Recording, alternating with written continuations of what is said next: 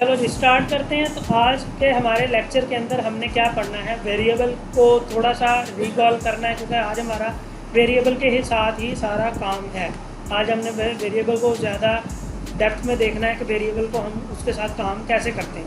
ठीक है, तो हमने एक वेरिएबल बनाया एक्स को हमने क्या कर दिया, अगर तो हम एक्स को कोई वैल्यू नहीं देते, सिर्फ एक्स को बनाते हैं, इसको हम कहते हैं डेक्लरेशन।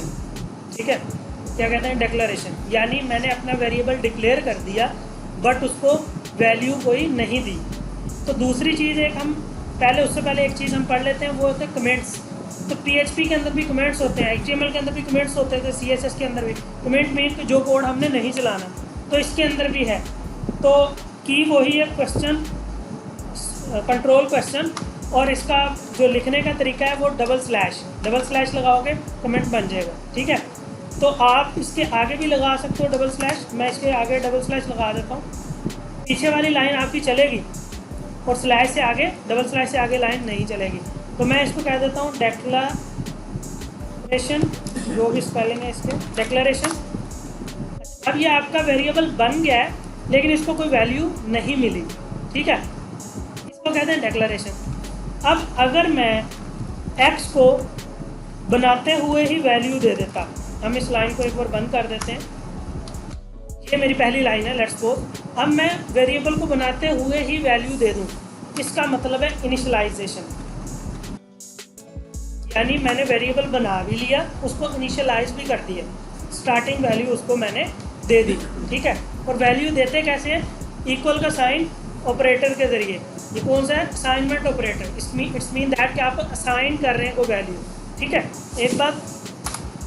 दूसरी, वेरिएबल का मतलब है वेरी करना, बाद में भी आप चेंज कर सकते हो।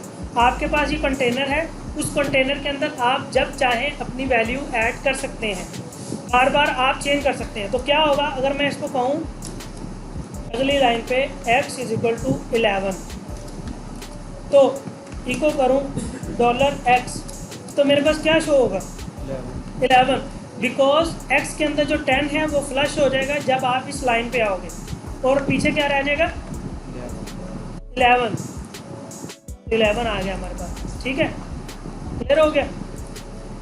अगर ये वाली लाइन और इस लाइन के दरमियान अगर हम प्रिंट करवाते तो क्या आना था, तो 10 ही आना था। यस, फिर 11। ठीक हो गया, क्लियर है। पहले वो 10 आ गया, फिर 11 आ गया। अब हम इसको बंद करते हैं। अब हम पढ़ने जा रहे हैं expression. What is expressions? Expressions कहते हैं कि आपकी मैथ की जो इक्वेशंस होती हैं उनको हम कहते हैं एक्सप्रेशन। जैसे कि 2 + 2 है ना, सेम यही चीज़ हम कर सकते हैं। कैसे, मैं एक्स को कहूँ कि भाई आपकी वैल्यू है 4 + 4 इको एक्स, अब क्या होगा, 8 आ जाएगा। क्या मतलब ये खुद ही ऐड कर देगा? खुद ही ऐड कर देगा। ठीक है, वो क्या करेगा, अब यहाँ पर आपने बात समझनी है। ये है आपका ऑपरेटर, असाइनमेंट ऑपरेटर। ये दो वैल्यूज़ लेता है, एक राइट हैंड साइड एंड एक left hand side. Left hand side पे आपके पास वो चीज़ आती है जिसको वैल्यू साइन होनी है, राइट हैंड साइड पे वो आती है जो वैल्यू साइन होनी है। जो राइट हैंड साइड होती है उसकी जगह पर आप दो चीज़ें दे सकते हैं, एक वैल्यू, एक मैथ की एक्सप्रेशन यानी इक्वेशन मैथ की। जब आप इक्वेशन दे देंगे वो उस इक्वेशन को सॉल्व करेगा, सॉल्व करने के बाद जो रिजल्ट आएगा वो रिजल्ट दे देगा। प्लस माइनस डिवाइड मल्टीप्लाई, क्या जो मर्जी दे दें, प्लस माइनस। चलो 4000 माइनस मल्टीप्लाई भी हो जाएगा, हर चीज़ हो जाएगा, सब कुछ होगा, -7 8 दे दिया। जो मुझे नहीं पता क्या आंसर है, माइनस में आ गया। क्यों माइनस में क्यों आया, क्योंकि ये आपकी वैल्यू बड़ी है मेरा ख्याल है। आप देखो प्लस में, क्लियर हो गया। अच्छा, इसी तरह आप मल्टीप्लाई भी कर सकते हैं। हाँ जी, मल्टीप्लाई भी कर सकते हैं। मल्टीप्लाई के लिए x नहीं डालना, स्टैरिक डालना है। स्टैरिक, स्टार को स्टैरिक कहते हैं। स्टैरिक आपका मल्टीप्लाई के लिए यूज़ होता है, वो मल्टीप्लाई होता है। डिवाइड के लिए डिवाइड के लिए आपके पास यूज़ होता है स्लैश, ठीक है, डिवाइड हो गया, वो 5 पॉइंट समथिंग आ गया ना, ठीक है। तो आपके पास कौन कौन से प्लस माइनस स्टैरिक स्लैश, ये होगी आपकी एक्सप्रेशन, ठीक है। क्लियर हो गया, एक्सप्रेशन आप दे सकते हो। अब होता क्या है बेसिकली, ये एक्सप्रेशन आपने दिया 40,000 डिवाइड बाय 7, 8, 11, ठीक है। अब ये उसको डिवाइड करेगा, उसका जो आंसर होगा वो एक्स को दे देगा, ठीक है। ये में जरूरत क्या पड़ती है इतना डिवाइड करने की? चीज़ें पढ़ती है हमें, पढ़ेगी अभी आपको मैं दिखाऊंगा, फिर आपको समझ आएगा, यहाँ पढ़ती है, ठीक है। ये तो है छोटी एक्सप्रेशन। कम्प्लेक्स एक्सप्रेशन भी दे सकते हैं। कैसे दे सकते हैं? ब्रैकेट डाली, मल्टीप्लाई कर दिया 3 से, अब क्या होगा? मैथ पढ़ी है ना, मैथ के अंदर क्या होता है, पहले ब्रैकेट सॉल्व होती है, फिर ब्रैकेट के बाहर की चीज़ें। अब ये ब्रैकेट आ गई, पहले ये क्या करेगा, इन दोनों को डिवाइड करेगा, उसका जो आंसर आएगा ना वो इसके अंदर आ जाएगा, फिर इसका आंसर जो होगा उसको मल्टीप्लाई करेगा 3 से। हमें लगी? अगर हम कोई ऐसा क्वेश्चन करते हैं जिसकी समझ भी आए हमें, हम करते हैं 15 डिवाइड बाय 5, तो इसका आंसर क्या आएगा? 3। तो 3 को 3 से मल्टीप्लाई किया, 9 आ गया, तो वो उसने भी 9 दिया, एक्यूरेट, वो हमसे ज़्यादा सही है, ठीक है। क्लियर हो गया एक्सप्रेशन? यस। अच्छा, अब एक्सप्रेशन बनाते बनाते ज़्यादा चौड़े नहीं हो जाना। ज़्यादा चौड़े से क्या मुराद है कि मैथ के अंदर कर्ली ब्रेसेस भी यूज़ होती हैं, इसके अंदर नहीं होती एक्सप्रेशन के अंदर। फिर बड़ी ब्रैकेट्स नहीं यूज़ करना एक्सप्रेशन के अंदर। ज़्यादा से ज़्यादा आप स्मॉल ब्रेसेस यानी कि ये छोटी ब्रैकेट यूज़ कर सकते हैं, स्मॉल। ठीक है। क्लियर हो गया? आगे चले एक्सप्रेशन से। अब हम एक्सप्रेशन दे सकते हैं, रुको ज़रा अभी, अब हम एक्सप्रेशन दे सकते हैं और तरीके से भी। कैसे? x मेरा 10 है, y मेरा 5 है, ठीक है। z मेरा क्या है? x divide by y।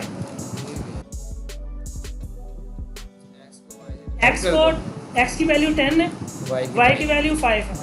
मैं उसे कहता हूँ x को डिवाइड कर दो 5 पे, और y पे, सॉरी, अब जो भी y की वैल्यू होगी, ठीक है। अब आंसर क्या आएगा आपको? नीचे जी नहीं दिया, ठीक है। क्लियर हो गया? वो मैथ है यार, सिंपल मैथ, एक्स वाई जी बच्चों वाला है ना। हाँ, ये बिल्कुल वही चीज़ है, बल्कि ये मज़ेदार है काम। अब इसकी ज़रूरत कहाँ पर पेश आती है आपको? जब आपके पास x की वैल्यू यूज़र से आ रही है, y की वैल्यू भी यूज़र से आ रही है। कैलकुलेटर ऐसे ही तो बनते हैं, और कैसे बनते हैं भाई? x की वैल्यू एक पैरामीटर आ रहा है, दूसरा आ रहा है, जो साइन है बीच में वो लगा के आंसर प्रिंट करवा दिए। वेरिएबल क्यों यूज़ करते हैं हम? क्योंकि हम हार्ड कोटेड डाटा नहीं देना चाहते, क्योंकि यूज़र की मर्ज़ी का डाटा आना चाहिए। अगर मैं यहाँ पर हार्ड कोटेड दे देता, हार्ड कोटेड मीन कि इधर 10 दे देता और इधर 5 दे देता, ये तो हार्ड कोटेड हो गया। वेरिएबल के अंदर दे दिया यार, जो भी वेरिएबल के अंदर है उसको दूसरे वेरिएबल से डिवाइड करो और जो आंसर आएगा जो आंसर है। क्लियर हो गया? अच्छा जी, एक्सप्रेशन होगी। अब मैं आपको ये बताता हूँ कि इंटीजर में और स्ट्रिंग में डिफरेंस क्या है। ये ऑपरेशन जो एक्सप्रेशन के हैं, आप स्ट्रिंग से नहीं कर सकते। मिसाल के तौर पे आप कहते हो कि मेरी स्ट्रिंग है जी फर्स्ट, और उसको दे दिया आपने 10, सेकंड इसको दे दिया 20। अब ये आपके क्या है? स्ट्रिंग्स हैं, नॉट इंटीजर। अब इन दोनों का अगर फर्स्ट और सेकंड को मल्टीप्लाई करेंगे तो मसला बनेगा। क्यों बनेगा? क्योंकि भाई ये स्ट्रिंग है, इंटीजर। स्ट्रिंग्स खत्म कर दें तो फिर हो जाएगा, फिर हो जाएगा, क्योंकि फिर वो इंटीजर में कन्वर्ट हो जाएगा। बट आई थिंक PHP आपको ये चीज़ देती है। क्या देती है? कि अगर तो आपने अपनी स्ट्रिंग के अंदर इंटीजर ही यूज़ किया है, साथ में कोई ABC का लेटर या कोई और चीज़ नहीं यूज़ की, और आप उस पर मैथ का कोई ऑपरेटर यूज़ कर रहे हो, वो उसको इंटीजर में कन्वर्ट कर देगा आपके लिए।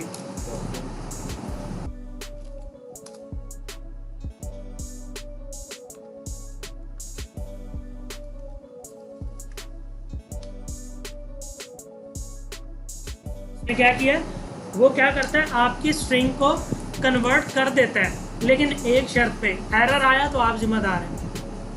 वो कर देता है, अगर एरर आया तो आप जिम्मेदार हैं। जैसे मिसाल के तौर पे यू डाल दिया मैंने साथ, अब यू तो जो है वो नहीं हो सकता, एरर आ गया, नॉन न्यूमेरिक वैल्यू इनकाउंटर्ड।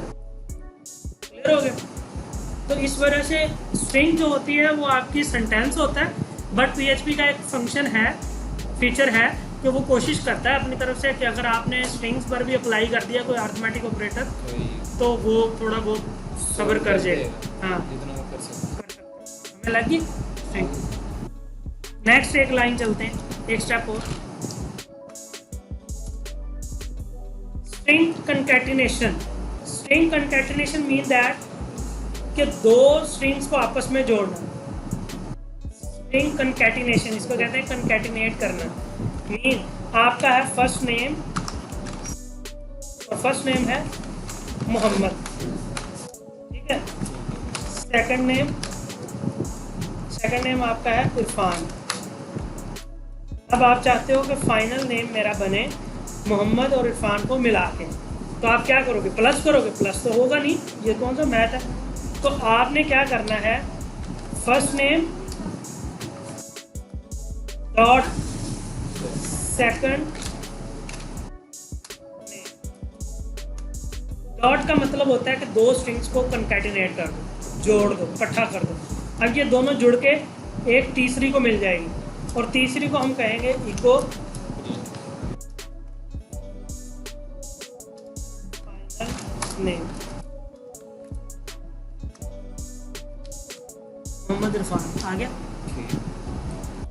आप जितनी मर्जी स्ट्रिंग को कंकैटिनेट कर सकते हो, 10, 12, 20, 30, 50, जितनी आप चाहें आप कंकैटिनेट कर सकते हैं, ठीक है। हमें लगी?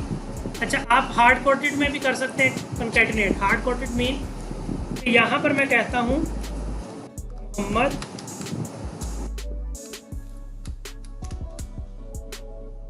डॉट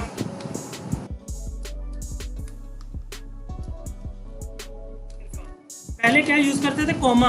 कोमे का क्या मतलब था कि दो वैल्यूज। अब क्या है, दो स्ट्रिंग्स मिलके एक स्ट्रिंग बन रही है, ठीक है।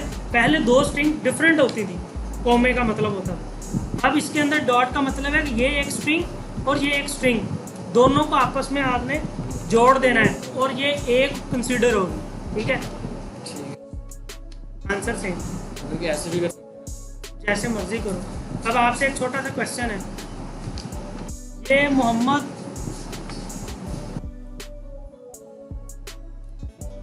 फाइनल नेम जो मेरा लिखा हुआ है, इसके दरमियान स्पेस नहीं आ रही, मुझे थोड़ी सी स्पेस चाहिए, क्या करूं? स्पेस चाहिए थोड़ी सी, क्या करूं?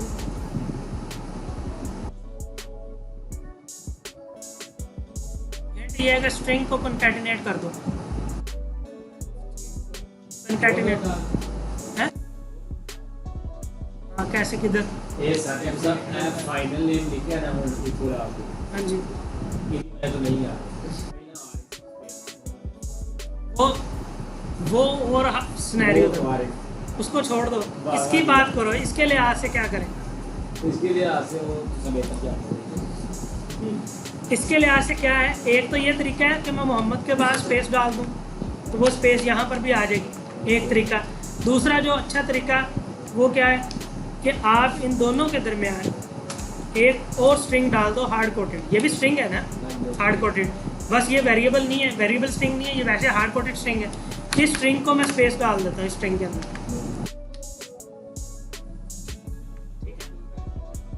हाँ सही है। अब आप ऐसे भी कर सकते हो, यहाँ पर आप कह देते हो कि जो मेरा फाइनल नेम आया करेगा उसके साथ डॉट डाल के आप क्या करो, मिस्टर लिख दिया करो स्टार्ट में, मिस्टर मोहम्मद। तो नीचे वाले को इसको ज़रा हम कर देते हैं,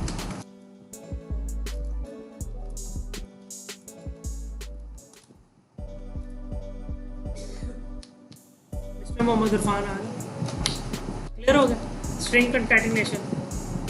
स्ट्रिंग के साथ आप नंबर भी जोड़ सकते हो, कोई मसला नहीं है। नंबर कैसे? अब डॉट के साथ मैं इसको कहता हूँ एज इज, यहाँ पर मैं एज का जो मेरा है वेरिएबल अभी बनाया नहीं है, हम बना लेते हैं, यहाँ पर बना लेते हैं। अच्छा, यूज़ करने से पहले बनाना है आपने वेरिएबल, ये ना हो यूज़ करने से के बाद बनाओ फिर मसला आ जाएगा।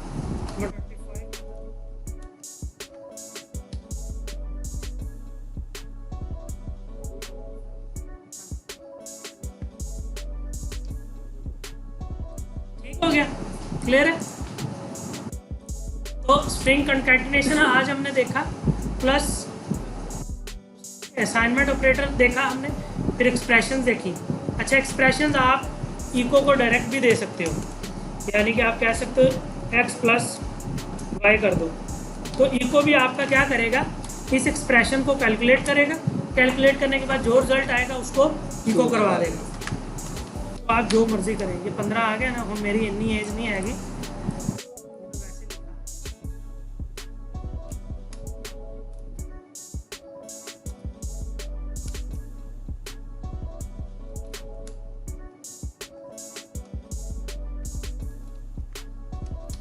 ठीक है, क्लियर हो गया काफ़ी आज के लिए।